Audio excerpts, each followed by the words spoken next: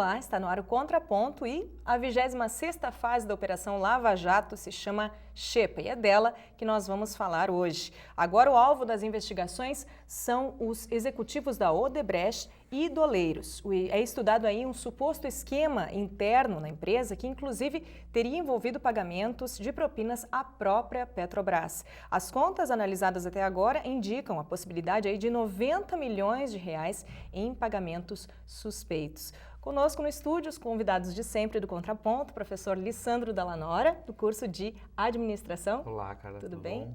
Professor José Maria Pereira, do curso Carlos, tudo bom? de Economia. Tudo bem? Obrigada. E professora Larissa Pereira, do curso de Serviço Social. Olá, Carla. Obrigada pela presença de vocês, então. E eu sugiro, assim, essa semana nós temos, então, hoje, né, deflagrada aí a 26ª fase da Operação Lava Jato. Há poucos dias falávamos da 24ª, né, quando havia acontecido aquela condução coercitiva ou não, foi o debate do programa, né, do ex-presidente Lula, e já estamos na 26ª. Eu sugiro que a gente tente fazer aí uma recapitulada, né, de o que foi essa operação até agora, o que cada um tem como fato marcante, né, para que a gente consiga aí ver alguns rumos para as discussões de hoje. O que vocês lembram, né, até agora? Uma tarefa difícil, né, professor? É mesmo. A gente já está na 26ª. E aconteceu tanta coisa da semana passada para cá. As delações, né, o deucídio aí. Realmente, desde o último programa aí que nós gravamos, nós tivemos uma avalanche de novas informações, desdobramentos extremamente sérios do processo, não é? E aí se percebe isso, se nós avaliarmos desde a 24ª operação, quando teve a condução coercitiva, logo depois, na semana seguinte, nós tivemos lá a indicação como ministro da Casa Civil e a avalanche de todas aquelas ações nos mais diversos variados locais do Brasil contra esse processo. Chegando ao Supremo Tribunal Federal, tivemos o posicionamento do ministro Gilmar Mendes, não é? Contrário a todo o processo, encaminhando de volta ao juiz Sérgio Moro o processo que trata especificamente do ex-presidente Lula e a sua família e todos aqueles elos que estão associados a isso. E nós tivemos desdobramentos nos últimos dias também, não é? Lembrando a todos que nós estamos hoje na terça-feira, dia 22 de março, gravando esse programa. E hoje nós tivemos uma notícia que, depois do ministro Fachin se dizer impedido de divulgar o seu posicionamento a respeito do mandato de segurança, nós temos a ministra Rosa Weber também, que não é, coloca de volta o processo, né, nega esse pedido de habeas corpus. Isso, nega isso e diz que o processo deve continuar assim como está, na mão do Sérgio Moro. Né? Então, eu acho que o nosso contexto ele abre de uma forma expressiva. Então, os desdobramentos desses encaminhamentos, e por isso eu acho que nós estamos percebendo no dia de hoje a 26ª fase, lembrando que a 25ª foi ontem, não é? Foi nos últimos dias, foi ontem, eu acho que não falha a memória. A gente se perde. Olha, tudo. Eu não catalogo assim por operação. Tá eu nem difícil. sabia, na verdade, que era a 26ª. A Carla que falou agora, eu acredito. Que foi a prisão em Portugal de um dos doleiros, mas eu realmente né? não sabia. Eu pego assim um fato marcante, entendeu? Para poder examinar. Porque eu acho que tanto os nomes exóticos, né, que a Polícia Federal acha agora, a Xepa, né? E já teve tantos assim. Vou descobrir o porquê do Xepa. Eu não pesquisei, mas eu me interessei agora. Provavelmente. E nós temos aí agora nós temos, na verdade, até o dia 31, não é? Porque o Supremo Tribunal Federal está em recesso. Ele só retorna a discutir esse assunto em plenária a partir do dia 31. Quer dizer que nós temos aí um desdobramento das operações Lava Jato ainda por quase 2 semanas, 1 semana e meia. Quer dizer, a gente sabe que em 1 semana e meia muita coisa muda. Então eu acho que o cenário está extremamente preocupante do que vai acontecer ainda. Professor Lissandro, então, recuperando fatos mais recentes, né? E para mim, então vamos passando assim, para mim o que ficou muito marcante foi quando nós estávamos aqui falando da 24ª fase da operação, que eu também não estava acompanhando, eu não estava acompanhando assim por fases, mas por alguns fatos marcantes. E aquele fato da condução do ex-presidente me marcou muito, assim, me chamou de volta com muita força para acompanhar, né, os desdobres a partir de então, porque realmente mobilizou por vários lados, né, a população, né, no país. Então, a 24ª fase ali com a condução do Lula foi um fato muito marcante para mim, professora Larissa. E mais do que isso, eu acho que a gente tem um cenário que cada vez se agrava mais, um cenário econômico, em virtude de um cenário político ainda muito conturbado, e que mesmo que iniciativas que essa semana o próprio...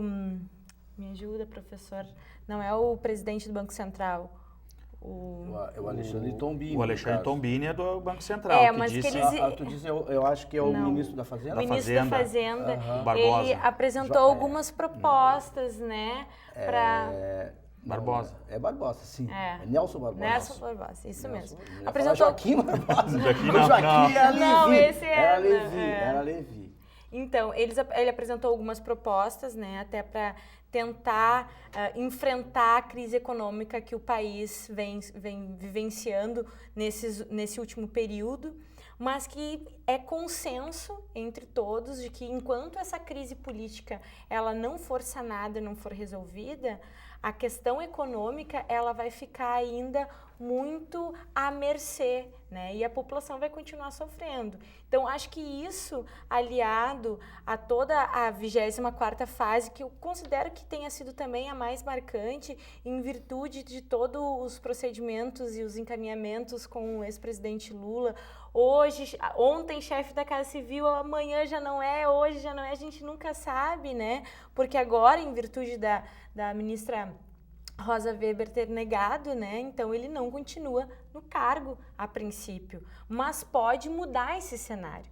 Então acho que a gente fica em todos os âmbitos da vida, da nossa vida, no que se refere à economia e à política, à mercê desta operação e das fases que ela vai ainda apresentar para o cenário atual. Professor Sandro Meiners, no último programa, eu creio, ou no penúltimo, infelizmente ele não pode estar presente hoje, mas ele ainda projetou assim, olha, de repente nós vamos passar aí mais 2 anos, vamos chegar à 40ª, 50ª fase da Lava Jato, não se sabe, né? E o professor Pereira, o que pensa disso? Olha, como eu disse, eu não catalogo os números, né? Mas assim, a gente já vem, eu acredito que, eu não saberia precisar exatamente a data, mas a coisa começa com as chamadas pedaladas fiscais, que na verdade é a base do pedido de impeachment da presidente Dilma. Então as pedaladas fiscais eu acho que é uma coisa importante para destacar nesse longo período. Depois eu acho que eu não vou falar do Zé Dirceu, porque isso daí já há anos que o Zé Dirceu é condenado, solto, volta e tal, e era todo um processo de propina, né, que era comandado pelo Zé Dirceu. Então, acho que isso aí também já comentamos, o telespectador que revisar aí os programas anteriores, pelo menos aqueles que estão na internet, ele vai achar essa discussão.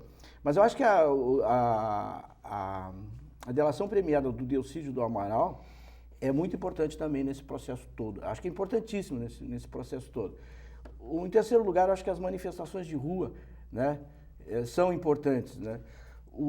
Em quarto lugar, eu acho que a questão do Lula virar o alvo preferencial. Eu acho que isso é importante. E emendando com o Lula a questão da posse do Lula como chefe da Casa Civil, posse que, como a Larissa falou, realmente não houve, né?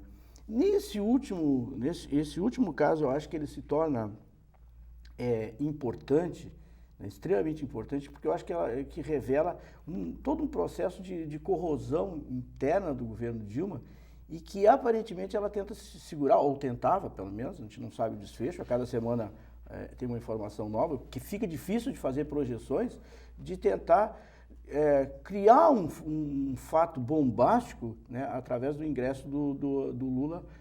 Pelo menos estou me esforçando para tentar ver algo que não seja o que todo mundo vê, ou seja, simplesmente um gesto de armar uma proteção para o Lula, né, para fugir, dar um fórum privilegiado para o Lula.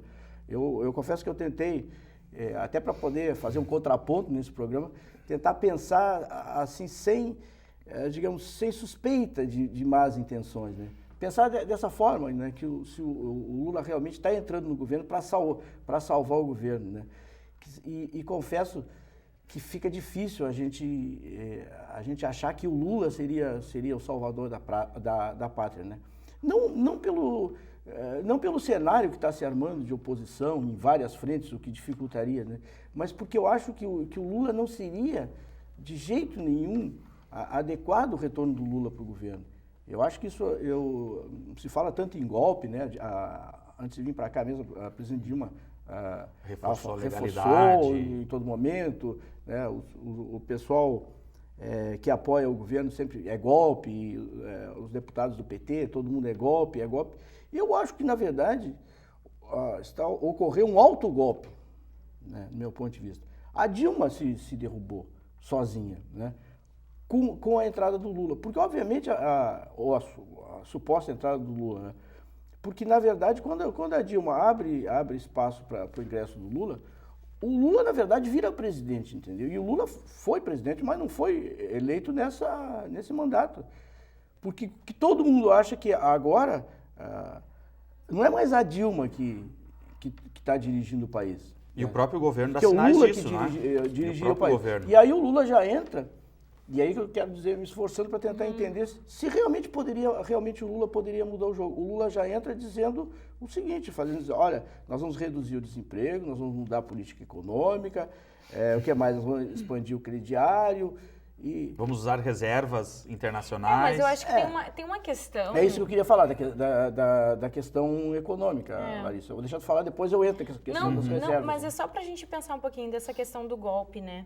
Eu acho que, pelo menos, uma leitura um pouco diferente, assim, eu acho que não é a questão entre os que apoiam e os que deixam de apoiar o governo Dilma. Eu acho que quando se fala em algumas pessoas que fazem uma análise da legalidade, mas é garantir mesmo que o processo seja legítimo, né? Que ele seja transparente, que ele siga os mesmos procedimentos e os mesmos regramentos para todos os investigados. Eu acho que quando a gente fala em democracia e quando se fala em garantir esta legalidade, é garantir que as pessoas sejam julgadas e caso provado que essas pessoas tenham de alguma maneira errado, elas sejam punidas, né? Punidas, mas conforme a própria lei. Então, eu acho que quando a gente fala, quando tem algumas bandeiras de não ao golpe, né? Não vamos... Como é que eles falam? Não ao golpe? Não vai ter golpe. Não vai ter golpe. Eu penso nessa perspectiva, né? Não numa perspectiva daqueles que apoiam o PT ou daqueles que apoiam a presidente, apoiam o Lula, né? Mas eu vou ter que discordar desse tema, mas eu acho que quando eles falam isso... Eles quem? Vamos lá. Aos que apoiam o governo, né? Posse do ministro Lula como ministro da Casa Civil. Nós vimos diversas vezes naquele momento lá as pessoas que estavam presentes gritando que não vai ter golpe. Para essas pessoas que estão lá gritando isso, estão gritando que a Dilma não vai sair do governo e o Lula não vai ser punido se existir ou não algo contra ele. Essa é a minha percepção. E fica muito claro, porque os nichos de discussão são muito fechados. Mas a gente sabe, eu não sei se vocês concordam, mas a gente sabe que esse público que participa desses eventos é um público pré-selecionado, né? Eu não estou dizendo que ele é um público que foi de alguma maneira corrompido, mas eu estou dizendo que é um público pré-selecionado. Lógico, não vão incluir naquela plateia pessoas que não são a favor do governo. Isso não quer dizer que está expressando um desejo da população em geral. Mas, desculpa, professora Larissa, quando a gente fala em pré-selecionado, não seria de ambos os lados assim uma questão de afinidade ou de militância mesmo, não? Militância. Porque a gente ouve falar muito militantes em relação ao lado pró-governo, né? Mas a gente vê militância mesmo em todos os sentidos, né? E porque eu vejo nos dois... Só para desculpa, mas... Depois eu vou trazer uns números antes do professor Tereza. Uma hora dessas eu consigo bater. Professor, é que eu gosto. Eu não vi no programa passado, mas tá indo muito bem, tá indo muito bem. Mas eu acho que tanto de um lado quanto de outro, daí eu vou separar os lados, né? Tanto aqueles que apoiam a manutenção do governo, quanto aqueles que não apoiam a manutenção do governo, existem bandeiras, né? Existem pautas que são comuns a ambos os lados, que é garantir o processo democrático. Porque a gente pode ver que nas manifestações de rua, lógico, existe existem posições diferentes, mas existem bandeiras comuns. E quando as pessoas dizem que diga não à corrupção, que as pessoas sejam investigadas, que elas sejam punidas, e nas várias entrevistas, pelo menos que eu pude acompanhar, tanto de um lado quanto de outro, é uma questão de que se garanta essa transparência. Eu acho que o povo clama por justiça. Então, existe um denominador comum que é a justiça. Só antes do professor Pereira passar lá, só colocar alguns números na nossa discussão aqui, que nos últimos dias, como sou da área financeira, números muitas vezes, o professor Pereira também deve gostar de números, nós temos lá dados oficiais, 3 milhões de manifestantes no dia 13, não é? Defendendo ou buscando a questão da corrupção e da saída da presidente, impeachment, certo? Dia 18, manifestação de apoio, pelos órgãos oficiais, 275 mil pessoas. Não é? O não oficial, dos eventos. O evento diz que no dia 13 foram 6 milhões e 900 mil pessoas na rua. Movimento pró, 1 milhão e 200 mil pessoas. Ok? Eu acho que a gente começa a medir. E aí eu fui buscar lá, tá, mas qual é o volume de eleitores no nosso Brasil? 142 milhões de eleitores.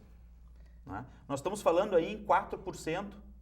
Não é? Para um lado e 0,9% para outro lado. Então a gente vê que essas pessoas que estão manifestando hoje nas ruas, elas são entre aspas, a gente pode dizer, elas podem representar estatisticamente o que a população inteira pensa, mas elas não são expressivas, entre aspas, mesmo sendo, nós conversamos em 2 programas atrás, da expressividade das manifestações, muito mais pelos seus atos em si, mas não pelo clamor popular, que deveria ter sido muito maior. E a expectativa do professor Pereira, eu me lembro, era de que as manifestações tivessem muito mais pessoas nas ruas do que simplesmente esses 3 ou 6 milhões, dependendo o ângulo que a gente vai ver, não é? E eu acho que esses desdobramentos vão estar nesses nossos atos que estão acontecendo agora. E a gente já está vendo uma sequência muito maior de manifestações. O que eu acho assim, é que há uma polarização e eu estou tentando enxergar de uma maneira diferente, né? Ver boas intenções de ambos os lados, né? Enquanto que a gente vê geralmente más intenções de ambos os lados, né? Então, o pessoal que critica o governo é porque quer derrubar o governo, né? E essa é a visão a polaridade do processo. Do outro lado, né? Não se enxerga, quer dizer, eu acho que o Lisandro tentou dar números, mas acho que não é por aí o número de pessoas que saem na rua ou não saem. Representa. Obviamente, né? Eu acho que quando a gente vê o pessoal da rua, obviamente, se forem entrevistados, né, eles estão lá por vários motivos, né? Não um motivo específico, a gente vai perceber isso. Então, por isso que eu não chamo de militância esse pessoal. É um pessoal difuso, com interesse difuso. Pode até ter gente do PSDB, do DEM, assim lá, que já votou, mas também a gente vai enxergar lá muita gente que votou no PT, que votou no Lula, que votou na Dilma, que se frustrou com esse processo. Eu acredito em uma boa parte desse pessoal. E aí é que eu acho que a estratégia do governo está errada. Né?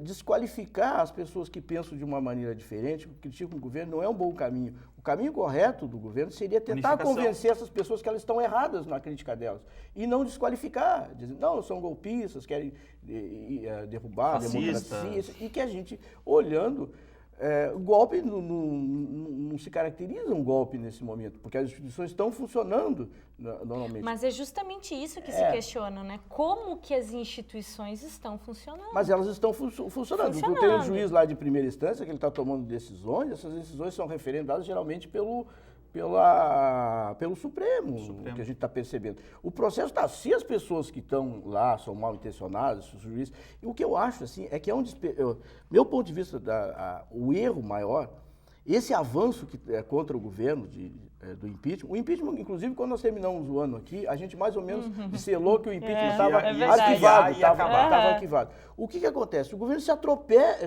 ele próprio se derruba com as próprias... Cria munição para o outro lado, por exemplo. Esse caso Lula, que eu estava me referindo, a Dilma criou um autogolpe, porque quando ela traz um ex-presidente para assumir uma função estratégica, e todo mundo conhecendo a personalidade do Lula e o próprio discurso, ela praticamente se colocou... Abre mão do governo. Exatamente, ela se colocou como rainha da Inglaterra. Então, esse é que é o ponto. E quando a Dilma, por exemplo, ela não se dirige a todos os brasileiros e se dirige a um grupo específico, entendeu? Que eu acho que é um erro brutal que ela está cometendo, inclusive perdendo um tempo enorme, como foi o caso da posse, que não... A posse houve, não foi legitimada, sim, do Lula, onde ela ficou o tempo todo ali, por exemplo, agredindo, né, instituições, no caso, o próprio judiciário e o próprio juiz Sérgio Moro, como ela volta a fazer, aquilo ali ficou quase que uma briga de comadres, entendeu? O país é muito maior do que isso. Ela, como presidente, ela tem que ter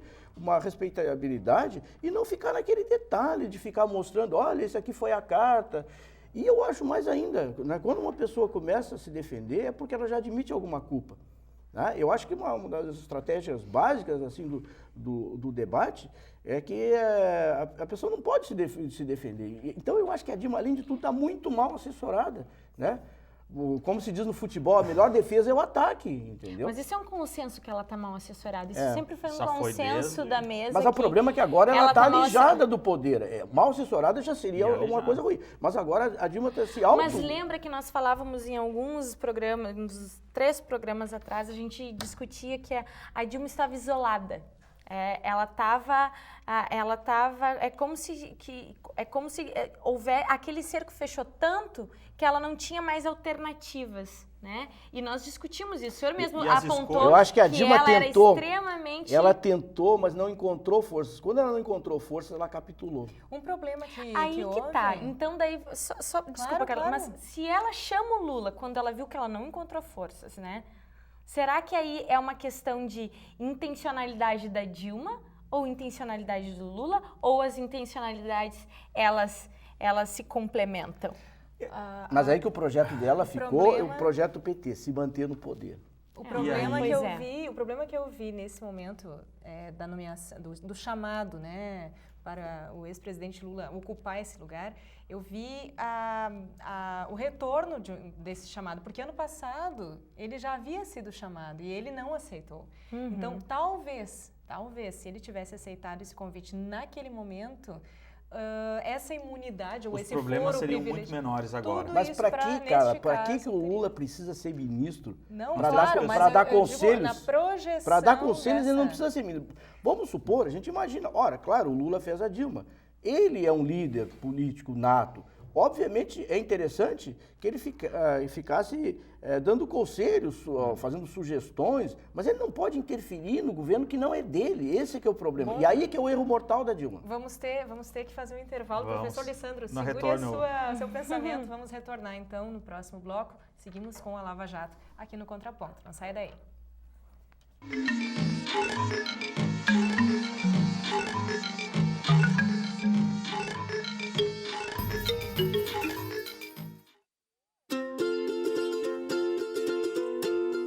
Família pode fazer parte da realeza. Ela se torna mais nobre quando decide compartilhar. Doar órgãos é um gesto que envolve toda a família. Família nobre é a família consciente. Comunique sobre suas intenções. Doar, um ato familiar. Campanha Doação de Órgãos.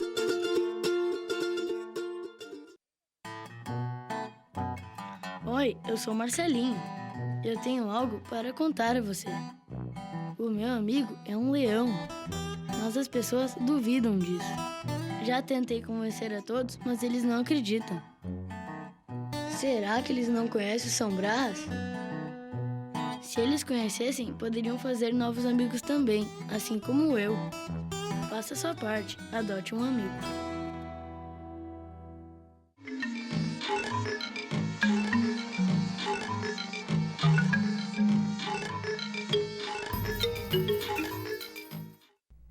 Olá, voltamos com o Contraponto, que essa semana de novo aborda a Lava Jato. Estamos aí com o professor Lissandro Dallanora, do curso de Administração, professor José Maria Pereira, da Economia, e professora Larissa Pereira, do Serviço Social, os nossos convidados debatedores aqui de sempre do programa. E fizemos uma estrutura diferente hoje, né? Dividimos o programa, como em algumas edições, em 2 blocos. Por quê? Entramos num acordo aqui porque realmente a fluência do assunto é muito grande, nós encadeamos um tópico no outro e realmente em 2 blocos para que você, telespectador, compreenda mais o fluxo das ideias. Aqui a gente resolveu, né, fazer nessa estrutura e explicar o porquê. Vamos lá, então voltamos com o professor Lissandro, que estava engatilhando um pensamento. Vamos lá. Na verdade, concluindo o pensamento dos 2 professores, né, e nós falávamos aqui da questão do assessoramento da Dilma na sua trajetória, principalmente nesse segundo mandato, né? No primeiro também teve isso, se percebe isso, mas no segundo a gente vê que vem aos trancos e barrancos. E diversas ações levam muitas vezes a percepção pública a ter talvez um olhar diferente sobre aquela ação e pensar de uma forma que aquilo venha a trazer algo de prejudicial para todos. Vamos ver aí, ultimamente, nos últimos dias, foi feita uma medida provisória, já anunciada em diário oficial, de que todo o programa, não é, o PAC do crescimento, passa a ser gerenciado pela Casa Civil. Não é? Quer dizer, joga-se contra. Não estou aqui dizendo se é o melhor local ou não, se deveria ser, mas não era um momento para se mexer nisso, se trocar mas isso. O Lula, antes de assumir, ele já tinha dito que vai mudar o ministro da Relações Exteriores, vai trazer o Celso Amorim, ele falou. Desejo dele trazer de volta o Henrique Meirelles, que na época foi ministro da Fazenda, que no caso Nelson Barbosa sairia. Quer dizer, antes de entrar, né? Mas eu acho que, na verdade, mas a Dilma negou. Pra Dilma, mas aí que tá. A Dilma não vai poder negar mais nada, porque ela vai ficar refém do Lula, na verdade. Né? Então, o que acontece? O Lula poderia dar sugestões que fosse como conselheiro. A Dilma adotaria ou não adotaria, porque, na verdade, é ela que responde perante a sociedade. É ela que responde. Né? Agora, eu não vejo assim, nenhum ganho da Dilma, ela como presidente, entendeu? Eu posso dizer que o país poderia, digamos, tendo um gesto de boa vontade, como eu estou tentando desde o início do programa imaginar. O que o Lula acrescenta? Realmente o Lula poderia acabar com a crise? Ele seria o salvador da pátria mesmo? Né? Ele entrou não para ter fórum privilegiado, mas porque realmente a capacidade, a liderança dele e tal poderia mudar. Bom, por um lado a gente vê que, assim, do ponto de vista da sociedade, o Lula não tem mais a aceitação que ele tinha anteriormente, né? Até por causa das denúncias contra ele. E segundo, ele entrando no governo, digamos que tudo que for positivo vai passar para a conta dele, para o saldo dele. Não vai contar para a Dilma. Mas será que não é isso que também se quer, professor? Não, mas se nós quiséssemos isso, teríamos que ter votado no Lula, né? O Lula não foi eleito. Deixa para 2018, aí tá certo. Mas aí que tá. Aí que tá. Pois então, será que... Pois é isso que eu queria dizer. Aí nós temos um projeto de 20 anos, digamos, de poder do PT que não se realizou ainda, né? Nós temos o quê? 12, vão fazer o quê? 16 com a Dilma. 20 anos era o projeto de entrada. E o projeto de entrada seria 2018 entra Lula, aí 20 anos. Então, o que parece assim, não é para resolver isso que a sociedade está percebendo, mais do que uma questão assim de disputa de lados assim ideológicos, né? Acho que ela está percebendo exatamente isso. Esse projeto deles é ficar no poder, entendeu? E ficar no poder, porque é isso que eu falei, não tem uma sustentação lógica para ele ter entrado no poder. Mudar a política econômica de ponta cabeça não há condição de fazer, porque não tem recurso para fazer isso. Não tem, economicamente não tem. E a gente sabe que o Lula entrando, ele não vai fazer a política que precisaria fazer, que seria a política de recessiva, para ajustar as contas públicas, que é o principal. Então, o que eu vejo nessa direção é isso. Em qualquer das hipóteses, a Dilma vai pagar a conta. Se der certo, beleza, o mérito é do Lula. Se der errado, o problema é da Dilma, ela que causou. Então não vejo lógica de trazer o Lula de volta. Mas talvez a lógica seja justamente esse projeto de permanecer no poder.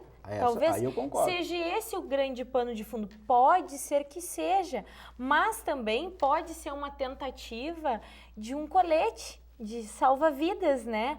Bom, nós já tentamos todas as alternativas, a gente tem uma bancada que... O pior é que eu acho que ela não tentou todas as alternativas, em parte porque esse pessoal, o próprio Lula, uma parte do PT não deixou ela fazer. Quantas vezes o Lula orientou ela? Mas aí é que tá. Se uma parte do PT não deixou ela fazer... Porque são conjecturas, né? Ou pelo menos é o que a gente pode perceber a partir do que apresenta na mídia, né? Se não deixou ela fazer, quer dizer, ela estava tão encurralada, né? Que ela não tinha outra alternativa. Que ela tinha que tentar angariar forças. Que, na verdade, como ela não tem forças dentro, busca-se forças fora. Eu acho que tem uma questão subjetiva, né? Quase psicológica mesmo. Não é do perfil da Dilma conversar. Ela não tem...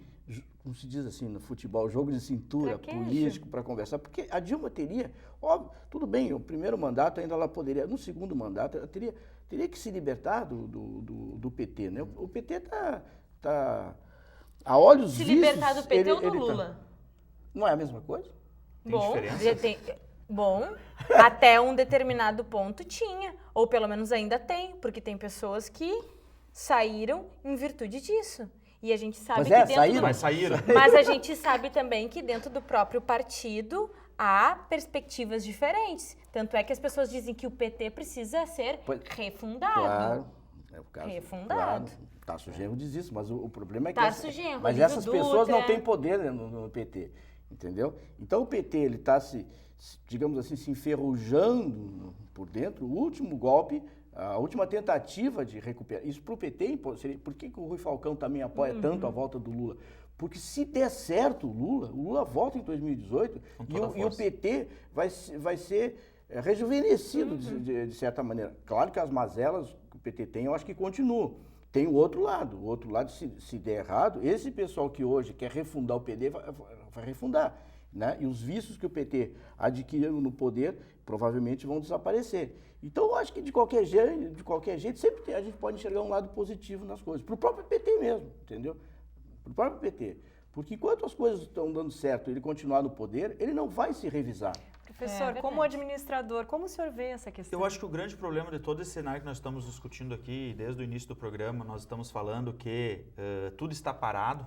Não é? Nós não temos uma máquina pública em funcionamento, uma máquina jurídica em funcionamento. As atividades básicas estão ficando carentes cada vez mais, porque tudo está se aguardando a definição desse cenário. Isso para a gestão em si, de uma forma geral, tanto para a gestão pública quanto para a gestão de empresas, venha ser qualquer o seu porte, isso é extremamente preocupante. Hoje existe um cenário nacional que não existe garantias. O setor empresarial não tem garantias de fazer investimento e tudo está parado. E a gente vê aí um aumento considerável no número de desempregados. A gente vê a nossa economia cada vez mais indo, né, entrando na seara do professor Pereira aqui, né, indo para um sistema quase que caótico, né, de oscilações absurdas com notícias sem fundamento muitas vezes. Aí que eu queria... Eu deixei incompleto no primeiro bloco essa questão econômica, né, o que o Lula poderia mudar na economia? Né, que não foi mudado. Tá. Na verdade, a gente tem acho que nem tem um projeto econômico, né? A gente tem um stop and go, né? Vai, volta, não se tem um sentido assim uma lógica nas ações. Né? Uma coisa que todo mundo sabe, o governo está quebrado do ponto de vista fiscal, né? Quer dizer, não está conseguindo nem fazer superávit, a gente tem uma dívida pública hoje que está mais de 60% do PIB, está se aproximando quase de 70% do PIB. Só entrando nesse assunto e lembrando que o governo não é uma empresa, não gera renda. Pois para ele ter renda, quem tem que contribuir somos todos nós. E a gente sabe aí, né, volta da CPMF, aumento de tributação. Só por que a situação é diferente? Porque quando o Lula assumiu lá, foi em 2003, né, primeiro mandato do Lula, e em 2010 melhor ainda, a situação fiscal era completamente diferente. Quer dizer, o Brasil tinha superávit primário, que é a diferença, cara, entre o governo arrecada e o que o governo gasta, de 4,5% do PIB positivamente, entendeu? Isso dava realmente para pagar a dívida e sobrava e fazer todos os... Só que de lá para cá, os gastos aumentaram muito mais do que a arrecadação e esse superávit desapareceu. Se esse superávit desapareceu, o que foi possível fazer, Copa do Mundo, etc., porque tinha esse superávit. Agora não tem mais. Então, é como qualquer família. Se está negativo no cheque especial, no cartão de crédito, como é que vai continuar gastando mais e vai fazer um tipo de política que o Lula quer fazer? Tipo de política expansiva, que gere mais emprego, expande o crediário. A única coisa que eventualmente poderia fazer, que foi que tu tocou no assunto que eu tentei detectar nas entrelinhas, qual seria essa mudança na política econômica, que seria as reservas cambiais, que é o único indicador extremamente positivo do país, que é 372 bilhões de dólares, que é o colchão amortecedor dessa crise. Por isso que não houve fuga de capitais e coisa parecida. Se pegar esse dinheiro para queimar, no caso, continuar gastando e o governo não se ajustar, que essas, né, tudo bem. De mesma forma, professor, essas reservas, de onde elas vêm? Como o senhor define para o nosso telespectador? Não, essas reservas são divisas estrangeiras, digamos, dólares, né? O que aconteceu, o que vem acontecendo nos últimos anos, né? O Brasil tinha uma perspectiva de ser uma das maiores nações do mundo, né? Quer dizer, está na lista dos países emergentes, né? O Brasil sempre ficou entre os principais, né? Começou a ser. Nós tivemos, por exemplo, nosso produto interno bruto, a riqueza do país, nós ficamos, o país estaria em 7º lugar, né? No rol dos países mais de maior produto interno bruto. Digamos, riqueza, assim, abreviadamente. Então, o que acontece? Se tornou importante para o capital estrangeiro vir para cá. Então, o capital estrangeiro veio para cá. Claro que com o crescimento da China, favoreceu a exportação de commodities, soja, minério de ferro, etc. E o Brasil começou a acumular grandes superávites na balança comercial. Ou seja, vendia mais para fora, né, do que comprava, do que importava. Isso são dólares que entram. Quando os dólares entram no país, o que o Banco Central faz? Né, digamos, qualquer empresa a Vale do Rio Doce, que exporta minério de ferro, o que acontece? Ela recebe em dólares da China. O Banco Central fica com os dólares e dá em cruzeiros para a Vale do Rio Doce. Então, o Banco Central foi acumulando esses dólares todos, né? E essas aí são as chamadas reservas cambiais. Em reais. Mas daí é uma questão de que até eu ouvi alguns economistas falando que é muito perigoso se nós extremamente arriscado. O que o governo está fazendo assim? Bom, já que a gente está em déficit, né? Então nós vamos fazer o seguinte, vamos pegar uma parte dessas reservas, vamos transformar, porque cada dólar ali a gente transforma lá em reais, né? Vamos transformar esse dólar em reais e aí o governo vai aumentar, digamos, através dessa maquiagem, assim, a receita dele. Mais ou menos uma coisa parecida com as pedaladas fiscais, né? Mas isso é legal? Isso é legal? Isso o governo pode fazer? Não me lembro de nenhuma legislação eu acho que impeça isso. O governo pode fazer. Assim como a Dilma pode nomear o Lula, ele pode fazer. Só que o FMI... Lá no Congresso, o pessoal pode entrar na justiça, né? Com pedidos de liminares e tal, pode fazer. Mas é uma prerrogativa do governo, mas né? Porque Nelson... na hora que o governo não puder fazer política econômica, então... Né? Mas eu não sei se não existe um regramento do Fundo Monetário Internacional a respeito das reservas, né? Até porque ainda nós somos devedores. Até para usar um determinado limite, na verdade, né? A coisa não é tão simples assim, porque essas reservas não é aquela montanha. Digamos, como é que é aquele depósito do Tio Patinhas lá, que fica tudo ali? Não é bem assim. Todos esses dólares são aplicados em títulos do Tesouro Americano, entendeu? Porque a coisa mais segura do mundo é título do Tesouro Americano, entendeu? Então teria que converter isso. Mas a única coisa assim que eventualmente teria alguma lógica é mexer nas reservas. O resto não tem como fazer, porque senão vai estourar a inflação. Então isso aí não é que ser economista de esquerda, do direito, o que for. É o que tem que fazer que a Dilma não fez. E o Lula, se entrar, não vai poder fazer, porque ele teria que abrir o saco de maldades, né? Saco de maldades. O Tio Patinhas e o saco de maldades. Olha, dá para... O professor Pereira está com exemplos bem ilustrativos. Mas foi uma excelente ilustração, realmente é dá isso para a pessoa visualiza o exemplo. É para facilitar para o nosso telespectador. Né? Ok, obrigada. Mas daí, por exemplo, o Nelson Barbosa... É Nelson Barbosa, né? Não quero errar o nome do... Porque tem o Joaquim Barbosa, que era o ex-ministro do Supremo Tribunal. Do Supremo. Mas o Nelson Barbosa disse que não haveria razões, né? E nem nenhuma possibilidade de mexer nesse tesouro, né? Mas o Nelson Barbosa é um ministro fraco. Na verdade, se ele fosse o ministro preferencial, seria ele e não o Joaquim Levy. Ele só entrou para tapar o furo que o Joaquim Levy se mandou, viu que não dava para fazer essa política econômica com a Dilma e foi embora. E o próprio Antônio Tomini, do Banco Central, também já anunciou que qualquer alteração drástica na política econômica, ele também abandona o barco, não é? Ele também não vai, porque ele também tem uma meta muito importante dentro desse processo. E o Banco Central em si, ele tem uma certa independência, vamos dizer assim, nas suas ações. No controle da inflação, na questão do fomento do PIB e diversas outras elos. E não tem como se executar, como o professor Pereira coloca, não tem alternativa viável dentro das outras previstas. Tá, mas e se porventura a questão do impeachment ocorresse? Boa.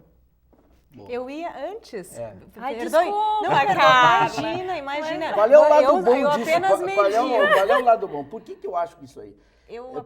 Por que a grande mídia, por exemplo, apoia o impeachment ou alguma maneira de mudar a política econômica? Mas, professor... E não se mudaria através do Lula. Perdão. Não, claro, nós vamos entrar nesse tópico e a Larissa não precisa me pedir desculpa por nada, imagina. Apenas eu lembrei de um ponto que na imprensa francesa, né, foi ventilado, enfim, a partir de uma reportagem, de uma opinião, né? Então, de que a imprensa teria dado o pontapé inicial nessa crise econômica, né?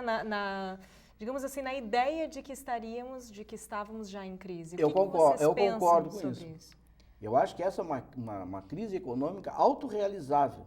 O que eu quero dizer com isso? Autorrealizada? Autorrealizável. Ou seja, quando as pessoas, mesmo não havendo a crise econômica, elas acreditam que tem a crise econômica. E aí a crise se realiza. Nesse nosso caso aqui, o senhor apoia essa visão? Não, eu apoio a questão da mídia. Quando a mídia começa a bater, dizendo que nós estamos numa crise, as pessoas, todo mundo, porque aquele bombardeio, e a crise acaba se realizando. Então, por isso que eu falei que é uma crise autorrealizável. Porque o que acontece com a mídia? Não vou citar nenhuma em particular, uma grande mídia. As más notícias, né? Entendeu? Quando a grande mídia começar a dar boas notícias, vamos supor, não é o meu desejo, eu também a gente nem sei se tem oposição no Brasil, né? Tem também, mudança não significa que seja mudança para melhor, mas tem que haver uma mudança nesse cenário, porque senão, aí a crise autorrealizável vai se tornar... Aprofundar cada vez mais. Vai se aprofundar. Então, vamos supor o que a Larissa pensou. Digamos que o impeachment aconteça e o Michel Temer assume. Quando o Michel Temer assumir, as notícias vão começar a ser diferentes. Porque aí saiu o ministro, entrou o ministro da Fazenda, que o mercado reconhece que ele vai ajustar as contas públicas, etc. Aí vocês vão ver que o dólar se mexe, que a bolsa se mexe. E aí as coisas começam a andar. E essa crise, que não é a crise que todo mundo pensa que é, tivemos crises muito piores, entendeu? Tivemos inflação de 5.000%, a gente tem inflação de 10,5% e as pessoas acham que nós estamos com uma crise enorme. Quer dizer, quem já viveu lá atrás sabe que não, entendeu? Nós temos 372 bilhões de reservas, quando na verdade nós não tínhamos zero lá no início dos anos 80. Isso certamente encoraja muitos aumentos abusivos, muito acima da inflação, que todos nós, né, temos visto aí. Era esse o ponto, porque eu fiquei muito curiosa sobre a visão que vocês têm sobre isso. E quando eu pergunto para o senhor se seria então a crise autorrealizada, porque, claro, é autorrealizável, porque é um sistema que funciona bem. Se torna autorrealizada. É um sistema que aplicado funciona bem para a criação desse espírito de crise. Mas a pergunta era se vocês achavam, se vocês pensam, né, que a crise então foi, de fato, nesse nosso caso, autorrealizada, né, no caso, aplicada essa fórmula, assim. Eu acredito que, na verdade, esse contexto que nós estamos falando aqui é um contexto que sempre existiu em qualquer lugar do mundo. Né? Essa relação de forças entre grande mídia, setor político, a esfera jurídica e todos os entes que, de alguma forma, se envolvem na vida pública. Eu acho que isso é uma característica de ambientes assim. O grande problema é que muitas vezes o governo atual gerou munição para a grande mídia. Não é? Então a foi crise muito está dentro do governo foi muito e não fora do governo. Potencializada pelo próprio governo em diversas ações. Não é? Então, mas por ela exemplo, foi manipulada. Mas porque o governo deu muitas informações. Vamos dizer vamos desde o início lá, quando começou-se a ventilar triplex e a outra área lá, o sítio. Não, realmente, os sítios são meus, eu tenho interesse em comprar, eu tenho dinheiro para isso. Mas, Lisandro, acabava o assunto. Lisandro, aí é que eu acho, que, de novo, que está totalmente errada a posição do Palácio do Planalto. Exatamente. O que acontece em outros países, sobretudo no primeiro mundo, né, quando algum integrante do governo é acusado de algum delito? Ele sai do governo para provar sua inocência. Aqui no Brasil é o contrário. Quando alguém é acusado de um delito, ele entra no governo para se proteger da justiça. Mas mais que isso, como é que uma figura política pode dar encaminhamento a um processo de impeachment que é tão importante, sendo que essa pessoa tem comprovadamente questões com a justiça?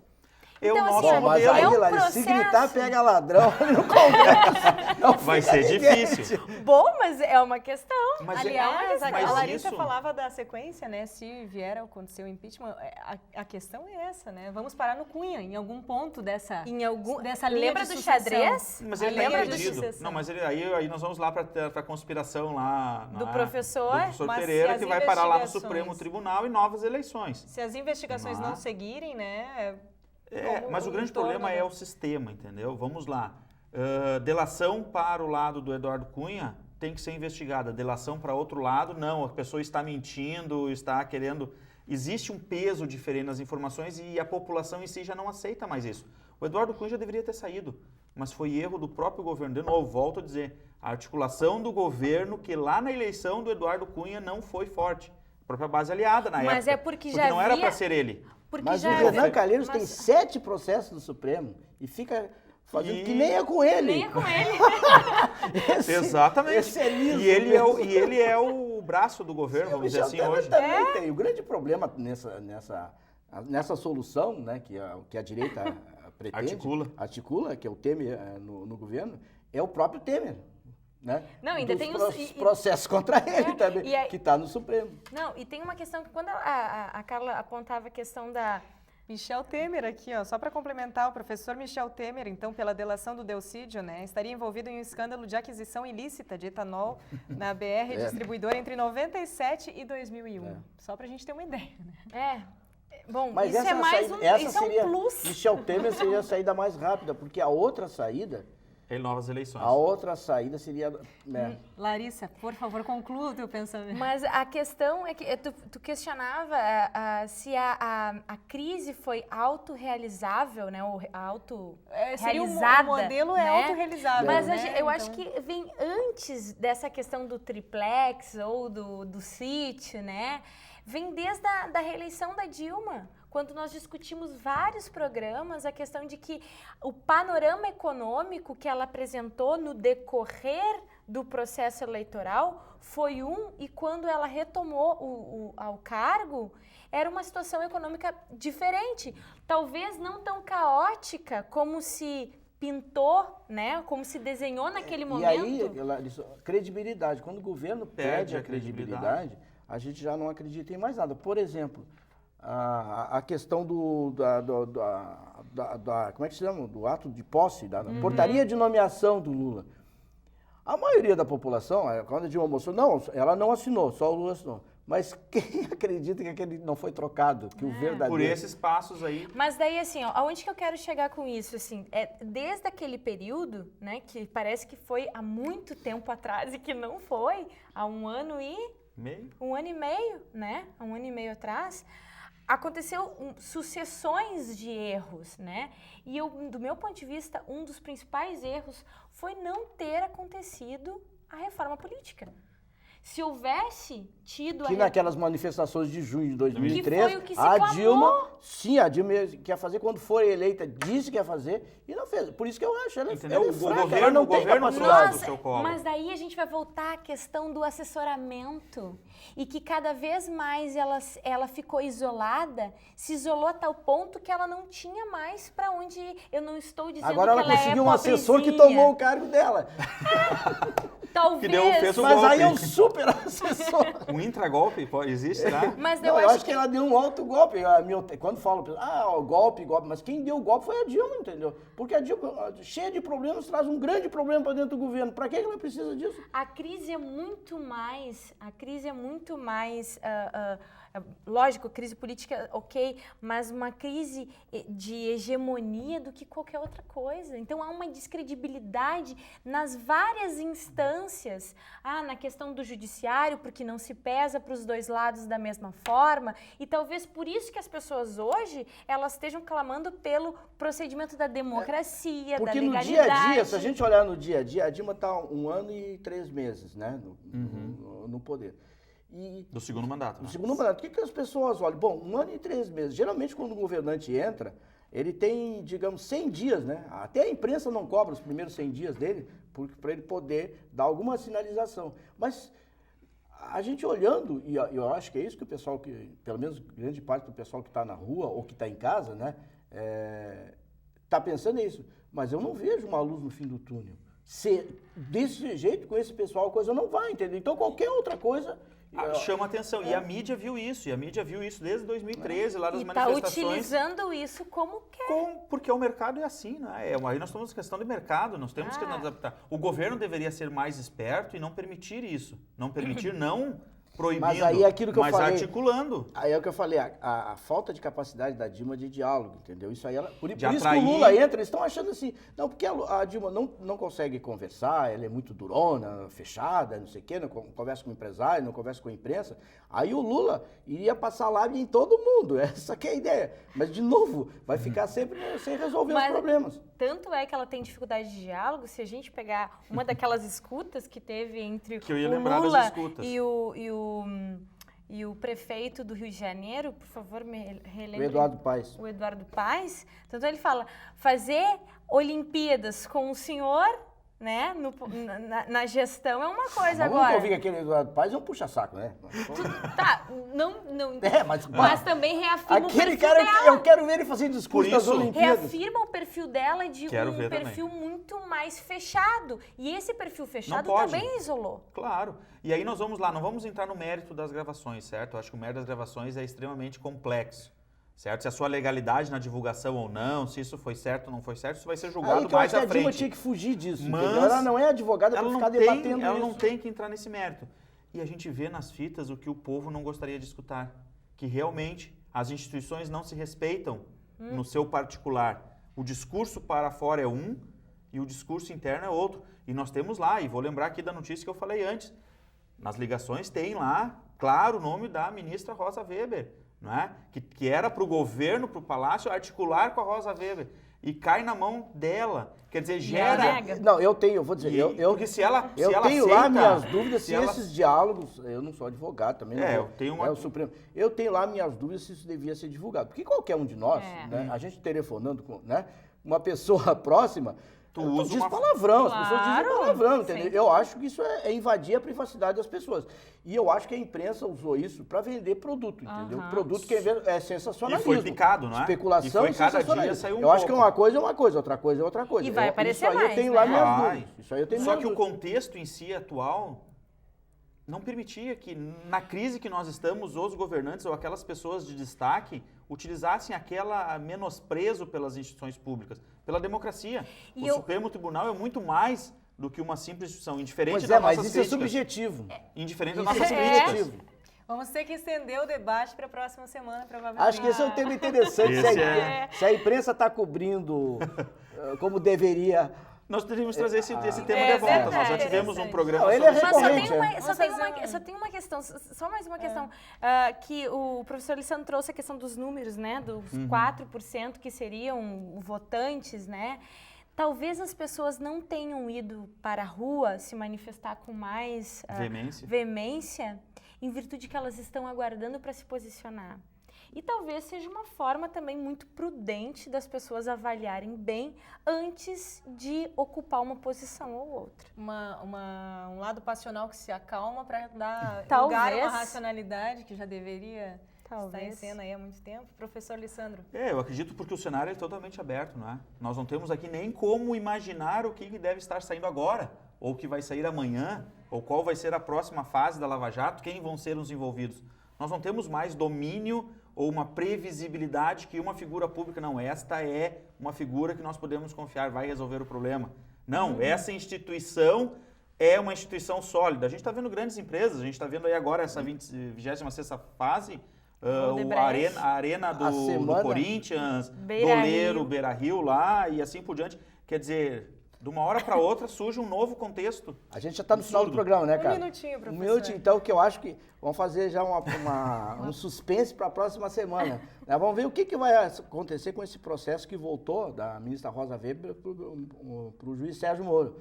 Né? O Lula agora continua sem foro privilegiado, né? Porque ele não é válida a posse dele.